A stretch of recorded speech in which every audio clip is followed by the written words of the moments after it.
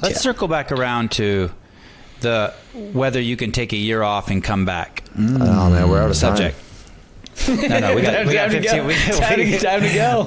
We got 15 minutes. Do you think it's possible, Matt, to take a year off and come back as strong, or do you think that there's something in CrossFit, taking even you out of it? Do you think there's something in CrossFit that makes it like, if you take a year off, you're done? Do you think there's any validity to my statement? No, nothing. No.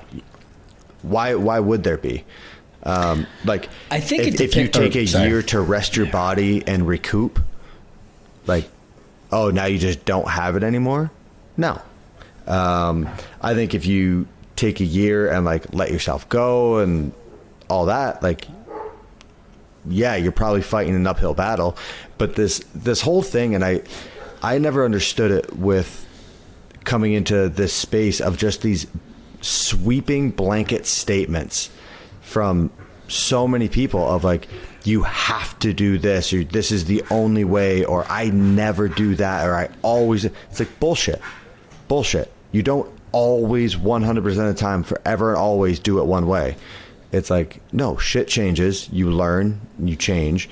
But this whole thing of like, nobody can take a year off and come back. It's like, shut the fuck up. You don't know. Did you survey every single person? Did you test it with every single person? No. Zip it. I'm just really fucking smart, dude.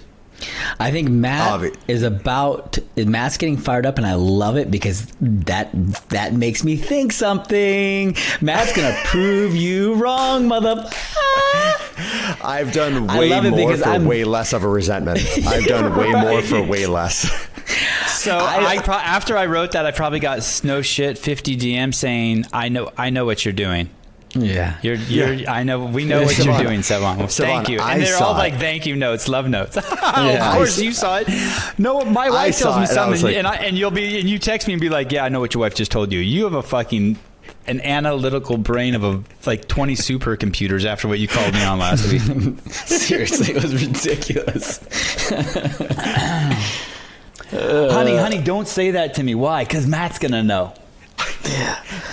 No, I think, is it possible? Yeah, 100%. Like, yeah, absolutely. But you don't think it would be harder? You don't think like there's got to be some sort of level of intensity that comes with that kind of training that I feel like if you take enough time off, you just won't be able to get back there again. No, you would have a full, like, let's say, all right, you take a year off. Now you have 24 months before the next games. So let's say you have 18 months before your next competition, like the Open or something. You have 18 months to do nothing but base building. What type of superhuman would you come back as? That'd be amazing. And what do you think? Obviously, that pain cave. Do you forget how bad it is, and so it's easier to go back to it, or is it that you can never get back to it? That's kind of my theory, that once you leave that regular visits to the pain cave, you can't get back there again. That's my theory. False? No, yeah. I build it up more in my mind. I remember it, or I tell myself it's going to be more painful than it actually is, so that it never arrives when I'm competing. Oh. Like, I'm going into workout so fucking scared because I know what I'm about to put my body through. I know the sensation I'm about to feel, and I'm building it up like this is going to be so painful. I'm ready to lose a finger, like, or feel like my arm's being ripped off, whatever it is. Lose a finger. So that during the workout, when I'm in pain, I'm like, this isn't bad yet. Keep going. This isn't bad yet. And I'm always waiting for that next level of pain, and then it doesn't arrive, and you're like, oh fuck, awesome.